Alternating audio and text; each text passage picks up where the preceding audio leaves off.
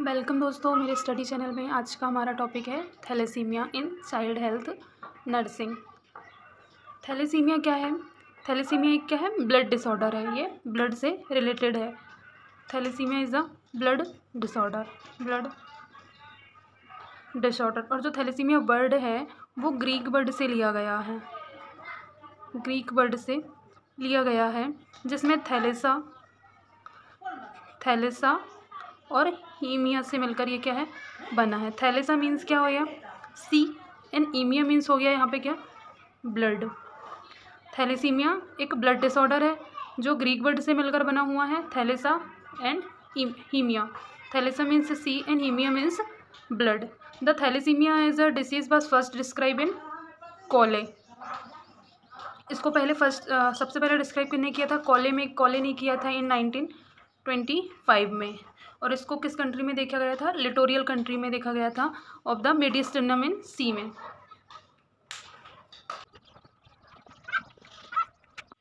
Thalassaemia are the heterogeneous group of heritable hypochromic anaemia characterised by the absence or decreased synthesis of one of the normal globulin chain of haemoglobin.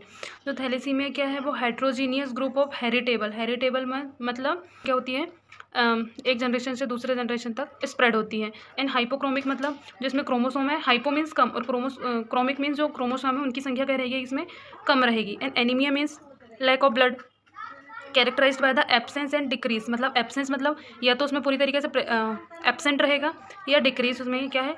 कम हो जाएगी। जो एक श्रृंखला होती है normal gene के chromosome की, वो क्या कम हो जाएगी, म्यूटेट हो जाएगी। Synthesis of the one of the normal globulin chain, जो एक नॉर्मल ग्लोबुलिन चेन है हीमोग्लोबिन की, उसमें से क्या हो जाएगी? डिक्रीज हो जाएगी। इसका सिंपल मीनिंग क्या है? जो थैलेसीमिया वो क्या हेरिटेबल है, मतलब एक जनरेशन से दूसरे जनरेशन में क्या पास आउट होता है। और जो हीमोग्लोबिन है उसकी ग्लोबिन चेन में से या तो जो जीन है वो डिक्रीज हो जाएगा या फिर म्यूटेट हो जाएगा। जैसे अगर हम देखें तो ये क्या है? एक जीन हुआ। इसमें 4 क्रोमोसोम है और ये किससे जुड़े हैं? सेंट्रोमियर से जुड़े हैं। या तो इसमें एक क्रोमोसोम क्या हो जाएगा? डिलीट हो जाएगा या फिर म्यूटेट हो जाएगा। साइज 1 जीन इक्वल टू, एक जीन में कितने होते हैं? 4 क्रोमोसोम्स होते हैं। एक जीन में कितने होते हैं? 4 क्रोमोसोम होते हैं। The blood is the component of haemoglobin. जो हीमोग्लोबिन है, HB है, वो क्या है? ब्लड का कंपोनेंट है और जो क्या करता है? ऑक्सीजन को कैरी करता है। जो थैलेसीमिया है वो क्या करेगा? जो रेड ब्लड सेल्स है उसमें डिस्ट्रक्शन कर देगा। और ये जो डिस्ट्रक्शन है वो किसको लीड करेगा? एनीमिया को लीड करेगा। उसकी जो नॉर्मल जो RBC है उसका नॉर्मल साइज होता है, डिस्क शेप की होती है, तो उसमें क्या ये डिस्ट्रक्शन कर देगा, मतलब उसका क्या साइज चेंज हो जाएगा। साइज चेंज होने के कारण जो HB है वो ब्लड का जो ऑक्सीजन है उसको कैरी नहीं कर पाएगा। अगर ये ऑक्सीजन उसको कैरी नहीं कर पाएगा तो उसमें HB लेवल क्या हो जाएगा? कम हो जाएगा, रेड ब्लड सेल्स कम हो जाएगी, जिसके कारण ये एनीमिया को क्या करेगा? ये लीड करेगा, इससे एनीमिया हो जाएगा। जो हीमोग्लोबिन है इसमें के 2 प्रकार की ग्लोब्यूलिन प्रोटीन होती है। फर्स्ट होती है अल्फ़ा एंड सेकंड होती है beta. Alpha globulin and beta globin. अब जो हीमोग्लोबिन होता है वो हीम और ग्लोब्यूलर प्रोटीन से मिलकर बना होता है। हीम मीन्स ब्लड और ग्लोब्यूलर मीन्स प्रोटीन। अब जो थैलेसीमिया है वो दोनों, इसमें क्या है? जो थैलेसीमिया है जिसमें क्या HB का क्या हो रहा है? डिस्ट्रक्शन हो रहा है। इसमें क्या O2 को ये क्या करता है? कैरी आउट करता है। तो इसमें जो HB है उसके 2 ग्लोब्यूलिन प्रोटीन होता है, एक तो अल्फ़ा होता है, एक बीटा होता है। तो थैलेसीमिया में क्या होगा? या तो जो अल्फ़ा है उसमें डिलेशन हो जाएगा जीन का या म्यूटेशन हो जाएगा, या तो फिर क्या हो जाएगा? बीटा में से डिलेशन या म्यूटेशन हो जाएगा।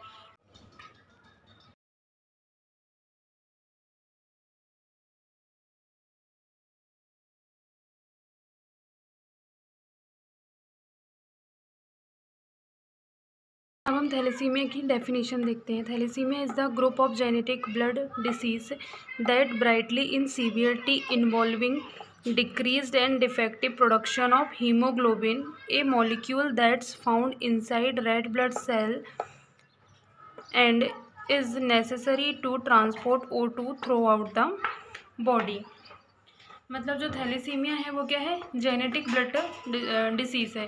जेनेटिक मतलब एक जनरेशन से दूसरे जनरेशन में पास आउट होती है। And brightly severity involving a decrease and defective, मतलब जो ग्लोबुलिन चेन है या तो अल्फ़ा या तो बीटा, उसमें क्या डिक्रीज हो जाएगा या फिर डिफेक्टिव उसका प्रोडक्शन हो जाएगा। किसका, जो हीमोग्लोबिन की क्या थी, 2 ग्लोबुलिन प्रोटीन थी, उसमें या तो डिक्रीज हो जाएगी या म्यूटेट हो जाएगी। A molecule that's found inside all red blood cells and the necessary to transport oxygen, जो हीमोग्लोबिन होता है वो क्या करता है, ऑक्सीजन का ट्रांसपोर्ट करता है थ्रू आउट द बॉडी। ये definition Saumya Kurian first edition 2016 से ली गई है। थैलेसीमिया क्या है, एक जेनेटिक ब्लड डिसऑर्डर है जो हीमोग्लोबिन के decrease mutation and defective production के कारण होती है। और जो हीमोग्लोबिन क्या करता है, रेड ब्लड सेल्स होती है वो ऑक्सीजन का क्या करती है, कैरी करती है उसको। अब हम थैलेसीमिया के इंसिडेंट्स देखें तो जो थैलेसीमिया है वो मोस्टली कहाँ के, अफ्रीका के पीपल में, साउथ एशियन एंड चाइनीज़ और मिडिल ईस्टर्न के डिसेंट में हमें देखने को मिलते हैं। कहाँ के, अफ्रीकन में, साउथ ईस्ट एशिया में, चाइनीज़ में और मिडिल ईस्टर्न डिसेंट में हमें क्या देखने को मिलते हैं। जो थैलेसीमिया का अप्रॉक्सीमेटली जो केसेस है वो 4.4 आउट ऑफ 1000 लाइव बर्थ। जो थैलेसीमिया के अफेक्टेड चाइल्ड हैं वो 10,000 में से कितने होगा, 4.4 लाइव बर्थ में ये देखने को मिलेगा। ये थ्रू आउट द बर्ड, मतलब ये टोटल बर्ड में है, बर्ड के केसेस में से इतने में मिलेगा देखने को। मेल और फीमेल है दोनों को ये इक्वली क्या अफेक्टेड करता है। इसका प्रेवलेंस देखिए तो अमेरिका में 0.3% पॉपुलेशन क्या है अफेक्टेड है जीन म्यूटेशन से। यूरोप में 0 to 19%, साउथ एशिया में 0 to 11% हमें ये पर्सन इससे थैलेसीमिया से क्या अफेक्टेड मिलेंगे। अब हम थैलेसीमिया के टाइप देखें तो इसके कितने टाइप हैं, 2 टाइप्स हैं। एक तो है अल्फ़ा थैलेसीमिया और दूसरा है बीटा थैलेसीमिया। इसका वन अनदर टाइप है एक मिस्क थैलेसीमिया सिंड्रोम। इसका वन अनदर टाइप क्या है, इसका एक मिस्क थैलेसीमिया सिंड्रोम। जो मिस्क थैलेसीमिया सिंड्रोम होता है इसमें क्या होता है, it will be misdiagnose as a sickle cell anaemia. जो ये क्या है, सिकल सेल एनीमिया के जैसे दिखने के कारण इसको क्या मिसडाइग्नोज हो जाता है। ये मोर prominent in under developed country. जो मिस्क थैलेसीमिया है वो ज़्यादातर कहाँ होता है, अनडेवलप्ड कंट्री में हमें देखने को मिलता है। और इसमें क्या आरबीसी का डिस्ट्रक्शन हो जाता है, डिक्रीज्ड हो जाती है ना। इसमें जो सेफ होता है वो सिकल शेप्ड हो जाता है। इसमें रेड ब्लड सेल होती है, उनका शेप कैसा हो जाता है, सिकल शेप्ड हो जाता है। They stuck and accumulate the red blood vessels. जो ब्लड वेसल्स होती है उसमें स्टक हो जाती है, स्टक हो जाने के कारण होता है। और ये लास्ट में किसको लीड करता है, एनीमिया को लीड करता है। हम मिस्क थैलेसीमिया ज़्यादा इम्पोर्टेंट नहीं है इसलिए इस वीडियो में उसको डील नहीं करेंगे। हम अल्फ़ा थैलेसीमिया और बीटा थैलेसीमिया दोनों को इसमें डील करेंगे। ये वीडियो थोड़ा सा लंबा होने वाला है इसलिए थोड़ा सा पेशेंस बना के रखें। इसमें आपको थैलेसीमिया से रिलेटेड सारी इन्फॉर्मेशन फर्स्ट है साइलेंट कैरियर अल्फ़ा थैलेसीमिया। अगर हम क्या देखें, नॉर्मल जीनोटाइप देखें तो वो क्या होगा, इसमें क्या 4 जीन रहेंगे और 4 जीन में कितने 16 क्रोमोसोम 4 जीन रहेंगे। जो साइलेंट कैरियर अल्फ़ा थैलेसीमिया है उसमें क्या होगा, ये क्या है 4 जीन है, इसमें से एक जीन क्या हो जाएगा, डिलीट हो जाएगा। क्योंकि जो अल्फ़ा थैलेसीमिया उसमें क्या हो रहा था, जीन का डिलीशन हो रहा था। तो इसमें एक जो जीन है वो क्या हो जाएगा, डिलीट हो जाएगा। तो इसमें जो अल्फ़ा ग्लोबुलिन प्रोटीन है उसका 75% प्रेजेंट रहेगा और ये चाइल्ड में इस एसिम्प्टोमेटिक रहता है, इसमें कोई सिम्टम्स दिखाई नहीं देते हैं। ये क्या होता है, एसिम्प्टोमेटिक होता है, इसमें कोई सिम्टम्स नहीं दिखाई देते। और जो 3 रिमेनिंग बचे हुए 3 जीन हैं वो क्या करते हैं, इसको नॉर्मल बना के रखते हैं। मतलब जो remaining 3 genes are able to produce enough alpha globulin chain and produce normal hemoglobin. मतलब जो एसिम्प्टोमेटिक है बस ये किसका, कैरियर का काम करता है।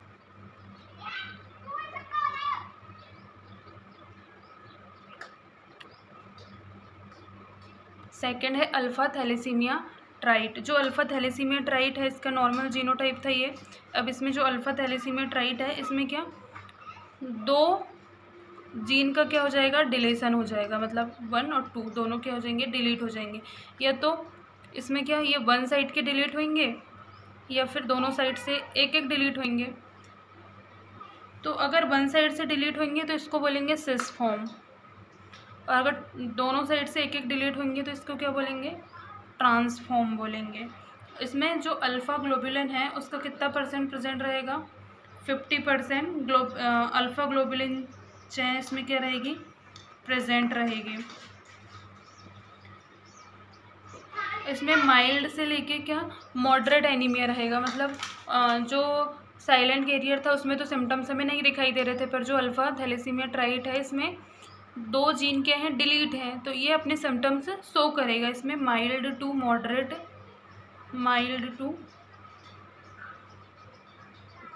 मॉडरेट हमें एनीमिया मिलेगा। इसमें समटाइम्स ब्लड ट्रांसफ्यूज़न की भी नीड होती है, पर इसमें हमेशा हम ब्लड ट्रांसफ्यूज़न नहीं कर सकते। जब नीड है उसी टाइम में हमें ब्लड ट्रांसफ्यूज़न करना है। थर्ड है HbH disease. HB means haemoglobin H disease, haemoglobin H disease. जो हीमोग्लोबिन H डिसीज़ है उसमें नॉर्मल जीनोटाइप में से कितने 1, 2 एंड 3, इसमें 3 ग्लोबुलिन की जो चेन है उसमें 3 क्या हो जाएंगे, डिलीट हो जाएंगे। और इसमें moderate to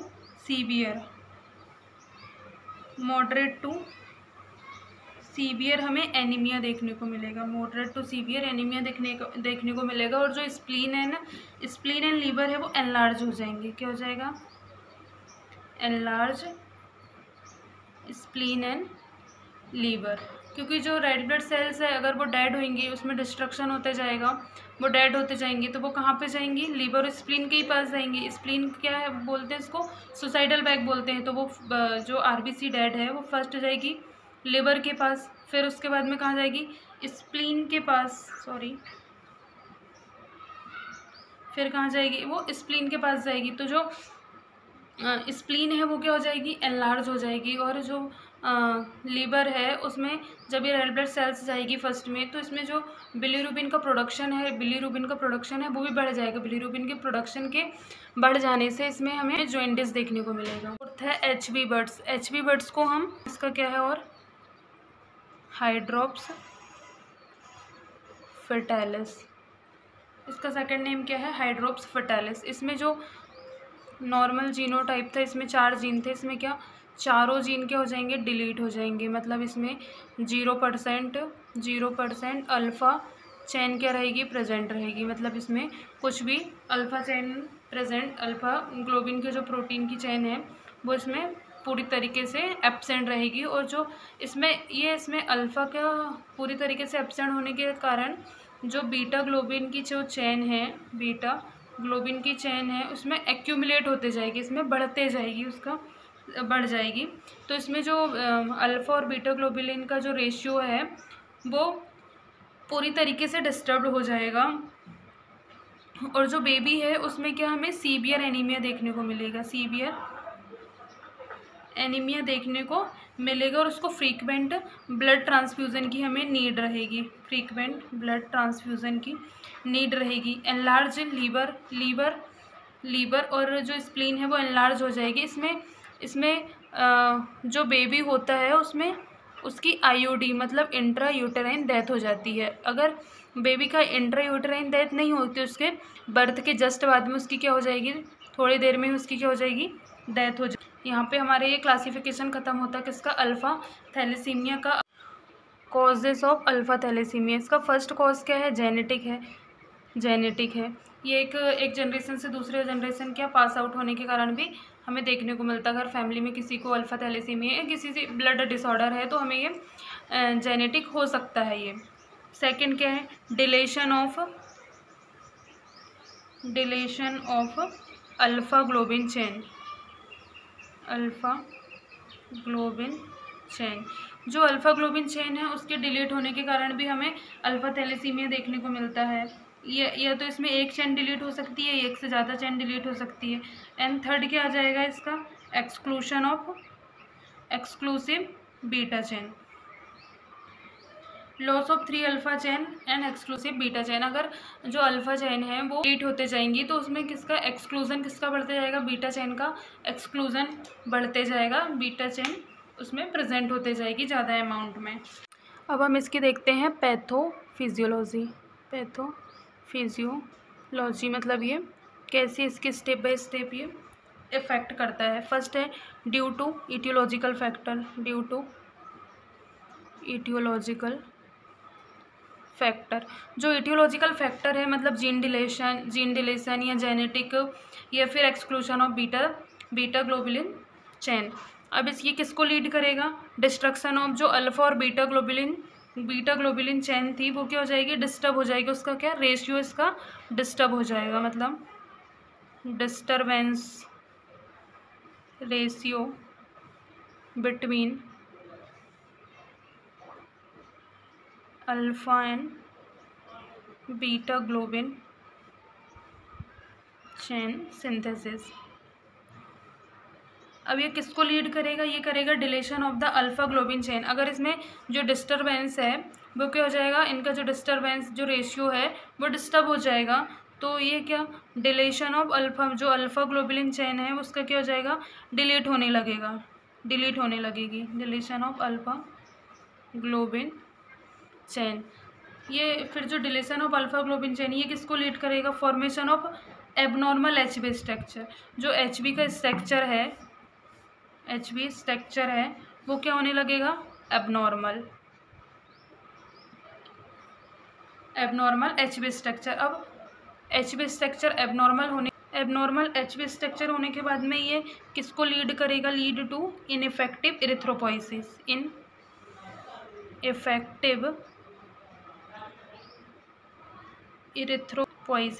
ineffective erythropoiesis means process of production of red blood sales. फिर ये लीड्स टू जो आरबीसी है वो क्या हो जाएगी, डिस्ट्रक्शन हो जाएगा, उसका डिस्ट्रक्ट हो जाएगी। उसके बाद में जो आयरन का ओवरलोड बढ़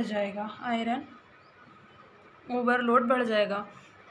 फिर ये किसको लीड करेगा, एक्स्ट्रा मेड्यूलरी हेमेटोपोइसिस। फिर ये आयरन ओवरलोड किसको लीड करेगा, extra medullary haematopoiesis means formation of blood cellular component. जो ब्लड के सेलुलर कंपोनेंट होते हैं जैसे आरबीसी, डब्ल्यूबीसी, प्लेटलेट्स, ये सब उसके क्या होते हैं, कंपोनेंट होते हैं। अब ये किसको लीड करेगा, ये अल्फ़ा थैलेसीमिया को ये लीड करेगा। इसमें आयरन को ओवरलोड क्यों बढ़ेगा, जो एचबी होता है वो किसका कंटेंट होता है, आयरन का होता है, और इसमें जो ऑक्सीजन होता है वो कैरी करता है। जो एचबी है अगर वो डिस्टर्ब हो जाएगा, आरबीसी डिस्टर्ब हो रही है तो जो आयरन का कंटेंट है वो उससे क्या हो जाएगा, अलग हो जाएगा। और अलग होने के कारण जो उसके गट है उसमें एक्यूमुलेट होते जाएगा, जमते जाएगा, जिसके कारण क्या होगा, इसमें आयरन का ओवरलोड बढ़ता है। इसको आयरन का ओवरलोड ज़्यादा बढ़ने के कारण हम जो थैलेसीमिया है उसमें हम चिलेसन थेरेपी देते हैं। इसका क्या ये हम क्या मैनेजमेंट के लिए यूज़ करेंगे चिलेसन थेरेपी। हम देखेंगे clinical features of alpha thalassemia, मतलब उसमें हमें क्या क्या हमें साइन एंड सिम्टम्स देखने को मिलते हैं अल्फ़ा थैलेसीमिया। फर्स्ट है एनीमिया हमें देखने को मिलेगा क्योंकि जो आरबीसी है उसका क्या हो रहा था, डिस्ट्रक्शन हो रहा था और एचबी लेवल इसमें कम हो रहा था। सेकंड आ जाएगा जॉइंडिस हमें इसमें क्लिनिकल फीचर इसलिए देखने को मिलेगा, जो रेड ब्लड सेल्स थी वो क्या होने लगी थी, डेड होने लगी थी, और फिर ये डेड होने के बाद में कहाँ जाएगी, पहले लीवर के पास में जाएगी। लीवर के पास में जाने पर जो बिलीरुबिन है उसका अमाउंट क्या हो जाएगा, बढ़ जाएगा। और अगर बिलीरुबिन का अमाउंट बढ़ता है तो हमें उसमें क्या, जॉन्डिस होता है। थर्ड क्या आ जाएगा, अंडरवेट। जो बेबी रहेगा वो क्या, हमें अंडरवेट देखने को मिलेगा, मतलब उसका वेट प्रॉपर नहीं रहेगा। जो नॉर्मल वेट होता है 2.5 टू 3.5 kg होता है। इंडिया में अगर नॉर्मल देखा जाए तो 2.5 टू मतलब 2.5 किलो से 3.5 किलो के बीच में नॉर्मल वेट माना जाता है। फोर्थ आ जाएगा वीकनेस।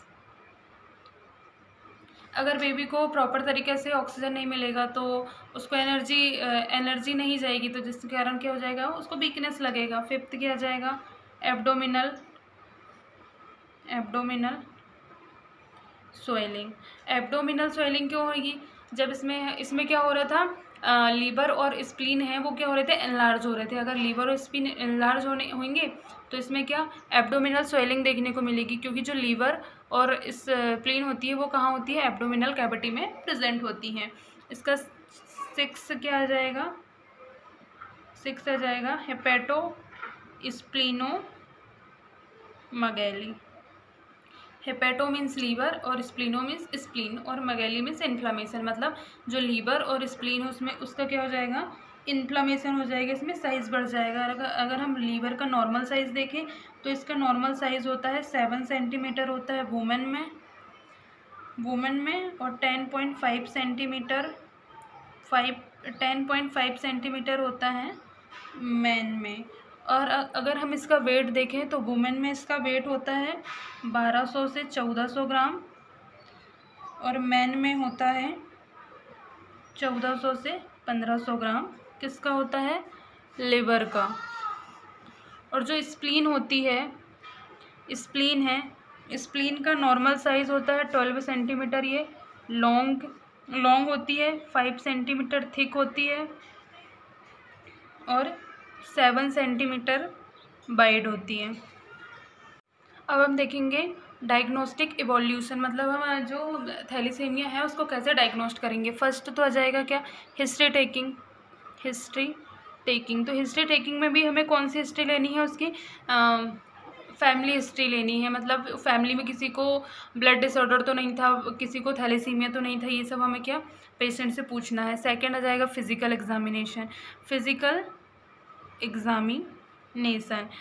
एग्जामिनेशन में हमें क्या ऑब्जर्व करना है, साइन ऑफ एनीमिया, मतलब एनीमिया के हमें साइन ऑब्जर्व करना है। स्किन पेल तो नहीं है, पीली तो नहीं पड़ी है देखना है, हार्ट रेट तो नहीं इंक्रीज है उसकी, check the spleen and liver को हमें चेक करना कि ये इन्फ्लेम्ड तो नहीं हुए हैं और एनीमिया तो नहीं हुआ है। बढ़ जाएगा लेबोरेटरी टेस्ट।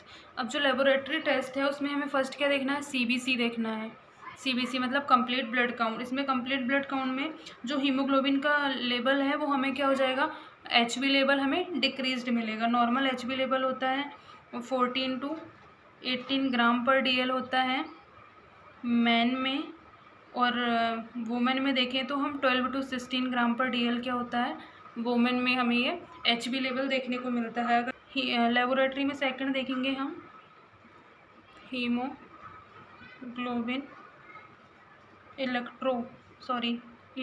इलेक्ट्रोफोरेसिस। जो इलेक्ट्रोफोरेसिस होती है उसमें सेपरेशन की टेक्निक होती है। इसमें जो ग्लोबुलिन की जो प्रोटीन होता है उसमें क्या होता है, उसको सेपरेट करते हैं और उसमें देखते हैं कि उसमें किस किस टाइप के प्रोटीन प्रेजेंट। DNA एनालिसिस कर सकते हैं, जो DNA एनालिसिस होता है to identify the specific mutation of alpha thalassemia. जो अल्फा थैलेसीमिया का जो ग्लोबुलिन चेन है उसमें स्पेसिफिक हमें म्यूटेशन देखने को मिल सकता है। और हमें इसका DNA एनालिसिस पेशेंट का भी करना है और किसका करना है, फैमिली मेम्बर्स का भी करना है ना। फीटल का क्या लेना है, ब्लड सैम्पलिंग लेना है, उसका टेस्ट करना है और इससे क्या पता चलेगा, सीवियरिटी ऑफ डिसीज़ फिटस की हमें इसमें पता चलेगी। अब और हम इसमें और क्या कर सकते हैं, आयरन स्टडी कर सकते हैं। आयरन स्टडी क्यों करना है, आयरन के जो लेवल है उसको चेक करने के लिए। जो थैलेसीमिया है उसमें जो आयरन का अमाउंट है वो क्या एक्यूमुलेट हो जाएगा। अल्फ़ा थैलेसीमिया उसको मैनेज कैसे करेंगे, तो हम उसका क्या देखेंगे, मैनेजमेंट देखेंगे।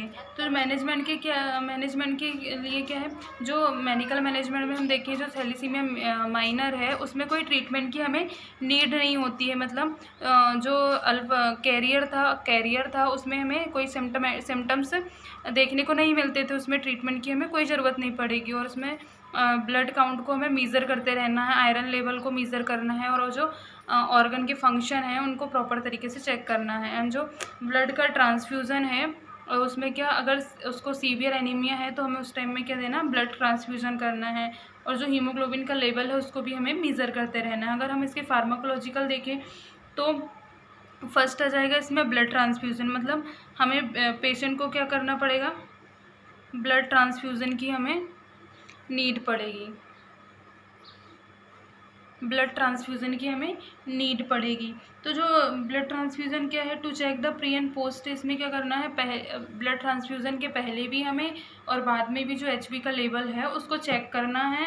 फिर क्या करना है, जो फ्रेश पैक्ड RBC है उसको कितना देना है, 10 to 15 ml पर किलोग्राम हमें पेशेंट को देना है। कितने टाइम तक देना है, 3 to 4 आवर्सली देना है। और फोर्थ लेबोरेटरी टेस्ट में आ जाएगा फीटल ब्लड सैम्पलिंग। इसमें जो फीटल है उसका हमें क्या करना है, ब्लड सैम्पलिंग लेना है। हमें पेशेंट को 3 to 4 आवर्सली देना है। और जो ब्लड ट्रांसफ्यूज़न है उसमें क्या, पहले तो हमें पेशेंट का क्रॉस जो RBC है जो मिला है हमें ब्लड ट्रांसफ्यूज़न के लिए, उसको पहले क्रॉस मैच करना है कि पेशेंट के लिए वो एप्लीकेबल है या नहीं है। तो उसमें जो ब्लड ट्रांसफ्यूज़न करते टाइम हमें पेशेंट में क्या एलर्जिक रिएक्शन देखने को मिलता है। उसको अगर ब्लड ट्रांसफ्यूज़न हो रहा है तो फीवर आना कॉमनली है, क्योंकि जो हमारी बॉडी है, अगर हम ऊपर से ब्लड ट्रांसफ्यूज़न कर रहे हैं तो हमारा जो बॉडी है वो उसको क्या समझती है, फॉरेन पार्टिकल समझती है, इसलिए हमें फीवर आता है। तो हमें ब्लड ट्रांसफ्यूज़न के पहले एक एंटीपायरेटिक हमें दे देनी है, एडमिनिस्टर कर देनी है। सेकंड हो जाएगा इसमें अल्फ़ा थैलेसीमिया में हमें क्या मैनेज करने के लिए ज़रूरत, चेलेसन थेरेपी उसको देने के लिए नीड है। तो हम जो पेशेंट को बार बार क्या कर रहे थे, ब्लड ट्रांसफ्यूज़न कर रहे थे, तो उसमें जो ब्लड ट्रांसफ्यूज़न का जो 500 ml ब्लड है उसमें 200 mg क्या देना पड़ेगा, आयरन हमें देना पड़ता है। तो अब आयरन इतनी ज़्यादा हम पेशेंट को प्रिस्क्राइब करेंगे तो जो आयरन का कंटेंट है वो बॉडी में एक्यूमुलेट होते जाता है। और इसमें अगर हम पेशेंट को 10 टाइम्स क्या करते हैं, ब्लड ट्रांसफ्यूज़न कर देते हैं तो उसमें 10,000 mg पर ml हमें आयरन देखने को मिलता है। तो हमें उसको चेलेसन थेरेपी देना है। इसमें फर्स्ट एजेंट क्या है चेलेसन थेरेपी देने के लिए, डेफ्रोक्सामाइन हमें देना है। तो ये डेफ्रोक्सामाइन कितना देना है, 40 to 60 mg पर किलोग्राम पर डे हमें ये प्रिस्क्राइब करना है। और पेशेंट को पहले से इन्फॉर्म कर देना है कि यूरिन का कलर उसका ऑरेंज कलर का दिखाई देगा, क्योंकि जो यूरिन का कलर है वो आयरन डेफ्रोक्सामाइन कॉम्प्लेक्स के कारण क्या हो जाएगा, ऑरेंज कलर का हो जाएगा। इसमें साइड इफ़ेक्ट हमें क्या देखने को मिलेगा, इसमें साइड इफ़ेक्ट हमें ऑटोटॉक्सिसिटी, ऑक्यूलर टॉक्सिसिटी और इम्पेयर बोन ग्रोथ हमें देखने को मिलेगा। और सेकंड इसका एजेंट क्या है, सेकंड एजेंट आ जाएगा डेफ्रीप्रोन। सेकंड एजेंट क्या जाएगा इसमें, डेफ्रीप्रोन आ जाएगा। ये क्या था, IV था, IV देना है पेरेंट्रल। अब ये जो डेफ्रीप्रोन है वो हमें क्या देना है, ओरल चिलेशन एजेंट है। और इसको कितना, इसका डोज कितना है, 75 mg पर डे हमें ये देना है। अब और हम इसमें क्या उसमें मैनेजमेंट दे सकते हैं, ह्यूमन रिकॉम्बिनेंट इरिथ्रोपोइटिक दे सकते हैं। It may be improve haemoglobin level because of their inability of improve enough endogenous erythropoietins. मतलब जो हीमोग्लोबिन ह्यूमन रिकम्बिनेंट इरिथ्रोपोइटिन भी हम इसमें पेशेंट को मैनेजमेंट में हम इसका यूज़ कर सकते हैं। अल्फ़ा थैलेसीमिया का हम क्या सर्जिकल मैनेजमेंट देखते हैं। तो इसमें सर्जिकल मैनेजमेंट में फर्स्ट आ जाएगा स्प्लीनेक्टोमी। हम इसमें सर्जिकल मैनेजमेंट में स्प्लीनेक्टोमी इसलिए करते हैं क्योंकि जो स्प्लीन होती है वो क्या एनलार्ज हो जाती है। तो it may be done in the case of hypersplenism the decrease the need of blood transfusion. जो ब्लड ट्रांसफ्यूजन है उसकी नीड को क्या कर देगी, ये डिक्रीज कर देगी। Splenectomy is the indicate when the child need very frequent blood transfusion and developed hypersplenism at the big spleen causing discomfort। और इसमें फर्स्ट क्या स्प्लीनोक्टोमी। अब सेकंड हम देखें हेमेटोपोएटिक स्टेम सेल ट्रांसप्लांटेशन में सबसे ज़्यादा क्यूरेटिव ट्रीटमेंट माना जाता है किसका, थैलेसीमिया का। और जिसमें क्या जो डिफेक्टिव स्टेम सेल होती है उसको रिमूव करके जो नॉर्मल स्टेम सेल है उसको एडमिनिस्टर कर दिया जाता है। इसमें डाइट की हम बात करें, डाइटरी मैनेजमेंट, तो हमें आयरन रिच डाइट लेना, जैसे red meat, poultry, fish, beans and fortified. Folic acid rich diet लेनी है, विटामिन सी लेनी है, फॉलिक एसिड वाली डाइट लेनी है, विटामिन सी लेनी है, कैल्शियम लेना है। और जो अवॉइड करना है क्या, आयरन के सप्लीमेंट को हमें इसमें क्या अवॉइड कर देना है। यहाँ पे हमारा अल्फा थैलेसीमिया फिनिश होता है। इसके बाद हम देखेंगे बीटा थैलेसीमिया। बीटा थैलेसीमिया में क्या होता है, म्यूटेशन होता है। इसका फर्स्ट टाइप क्या है, साइलेंट कैरियर स्टेट, मतलब इसमें भी कोई सिम्टम्स प्रोड्यूस नहीं होते हैं, ओनली वन जीन इसमें म्यूटेड होते हैं। और सेकंड क्या है, बीटा थैलेसीमिया माइनर। इसमें क्या होता है, माइल्ड एनीमिया देखने को मिलता है, HB लेवल इसमें कम मात्रा में डिक्रीज होता है, माइल्ड आयरन डेफिशिएंसी देखने को मिलती है और इसमें हमें ट्रीटमेंट की कोई आवश्यकता नहीं होती है। इसका थर्ड टाइप आ जाएगा बीटा थैलेसीमिया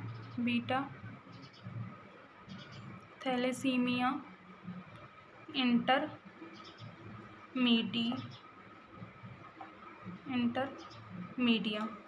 जो बीटा थैलेसीमिया इंटरमीडिया है उसमें जो बीटा थैलेसीमिया माइनर में क्या हमें माइल्ड एनीमिया देखने को मिलेगा, तो इसमें क्या मॉडरेट एनीमिया देखने को मिलेगा। इसमें HB लेवल स्लाइटली कम था तो इसमें थोड़ा सा और ज़्यादा हमें HB लेवल डिक्रीज दिखेगा। इसमें माइल्ड डेफिशिएंसी थी आयरन की तो इसमें मॉडरेट डेफिशिएंसी रहेगी। और इसमें हमें ट्रीटमेंट की, इसमें नो ट्रीटमेंट था, इसमें बीटा थैलेसीमिया माइनर में हमें कोई ट्रीटमेंट की ज़रूरत नहीं थी। पर जो बीटा थैलेसीमिया इंटरमीडिएट है उसमें हमें ट्रीटमेंट की ज़रूरत है। और जो एनीमिया है वो मॉडरेट टू सीवियर रहेगा, इसीलिए हमें इसमें ब्लड ट्रांसफ्यूज़न देने की भी ज़रूरत हो सकती है।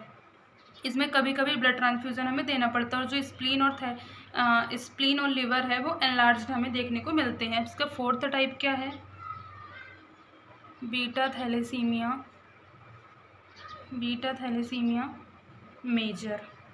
मेजर से ही समझ में आ रहा है कि इसमें बहुत ज़्यादा म्यूटेशन देखने को मिलेगा। They are require the repeated blood transfusion, इसमें रिपीटेड ब्लड ट्रांसफ्यूज़न की हमें नीड पड़ेगी, रिपीटेड ब्लड ट्रांसफ्यूज़न की हमें नीड रहेगी। इसमें manifested by the growth retardation देखने को मिलेगा, पेलर बॉडी रहेगी, जॉइंडिस रहेगा, हिपेटोमेगैली रहेगा। और इसकी हम कॉज की बात करें तो क्या म्यूटेशन के कारण हो रहा है, तो इसका फर्स्ट कॉज क्या जाएगा, म्यूटेशन। जेनेटिक भी हो सकता है और म्यूटेशन के कारण भी हो सकता है। बीटा थैलेसीमिया के हम क्या देखेंगे, डायग्नोस्टिक इवोल्यूशन देखेंगे। फर्स्ट रहेगा इसका हिस्ट्री टेकिंग में हमें क्या देखना है, उस पर फैमिली हिस्ट्री चेक करना है या फिर फैमिली में किसी को ब्लड डिसीज तो नहीं है, ये सब हमें चेक करना है। फिजिकल एग्जामिनेशन में हमें क्या करना है, फिजिकल एग्जामिनेशन में हमें उसका जो स्किन का अपीयरेंस है वो देखना है कि स्किन पीली तो नहीं है, एनलार्ज लीवर और स्प्लीन तो नहीं है, जॉइंडिस तो नहीं हो रहा है, बोन डिफॉर्मिटी तो नहीं है, इंक्रीज हार्ट रेट तो नहीं है, ये सब हमें फिजिकल एग्जामिनेशन में चेक करना है। जो लेबोरेटरी टेस्ट है उसमें फर्स्ट आ जाएगा CBC means complete blood count, इसमें क्या जो RBC है वो डिक्रीज हमें देखने को मिलेगा। सेकंड आ जाएगा रेटिकुलोसाइट काउंट, जो नॉर्मल रेटिकुलोसाइट काउंट है 0.5 to 2% रहेगा टोटल RBC में। तो जो इसमें रेटिकुलोसाइट काउंट है वो क्या करता है, to measure the number of young red blood cells. तो इसमें थर्ड क्या जाएगा लेबोरेटरी में, बोन मैरो बायोप्सी। अब इसमें क्या, बोन मैरो बायोप्सी में क्या करते हैं, टिश्यू का एक सैंपल लेते हैं और ये सैंपल में उसका क्या करते हैं, एग्जामिनेशन करते हैं। अब अगर देखें हम इसमें फोर्थ देखें तो osmotic fragility to assess the severity of condition, मतलब जो कंडीशन है थैलेसीमिया उसकी सीवियरिटी हम चेक करते हैं और डिफ्रेंशिएट करते हैं कि किस टाइप का एनीमिया हुआ है पेशेंट को। अगर हम इसमें फिफ्थ देखें तो इसमें करेंगे ब्रिलियंट क्रिस्टल ब्लू स्टेन। इसमें फिफ्थ लेबोरेटरी में टेस्ट में क्या जाएगा, ब्रिलियंट क्रिस्टल ब्लू स्टेन। इसमें क्या करेंगे, to assess the proportion of fetal hemoglobin, इसमें फीटल का हीमोग्लोबिन हमें चेक करना है। जो फीटल हीमोग्लोबिन होता है HbF होता है वो 8 बर्थ के टाइम में होता है, 50 to 80% प्रेजेंट होता है। 8 बर्थ के टाइम में कितना होता है, 50 to 80% होता है।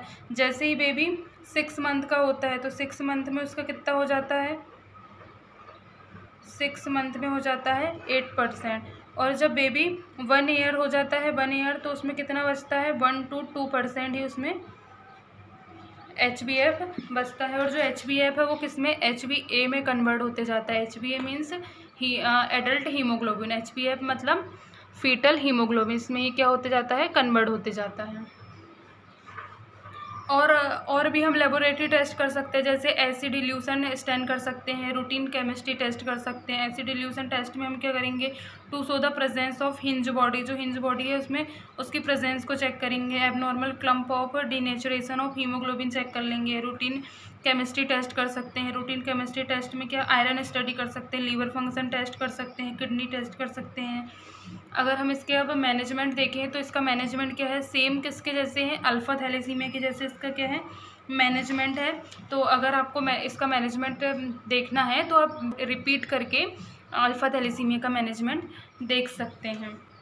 डाइटरी मैनेजमेंट भी इसका सेम ही है। अगर हम ओवरऑल थैलेसीमिया का कॉम्प्लिकेशन देखें, मतलब जो अल्फ़ा और बीटा थैलेसीमिया दोनों में से दोनों का कॉम्प्लिकेशन क्या क्या हो सकता है। फर्स्ट क्या है, हार्ट में क्या कॉम्प्लिकेशन देखने को मिलेगा, पेरिकार्डाइटिस देखने को मिलेगा। Pericardial effusion.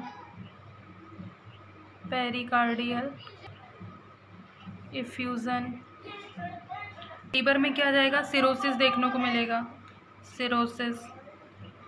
पैनक्रियाज में क्या हो जाएगा, पैनक्रियाज में हमें DM देखने को मिलेगा, डायबिटिक मेलाइटस।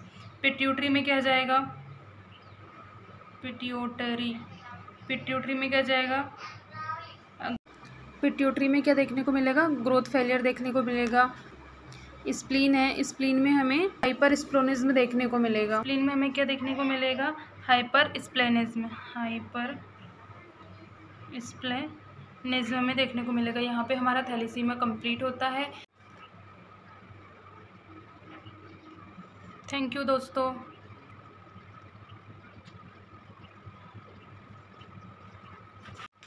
अगर आपको वीडियो से रिलेटेड कोई भी डाउट हो तो आप कमेंट्स बॉक्स में कमेंट कर सकते हैं।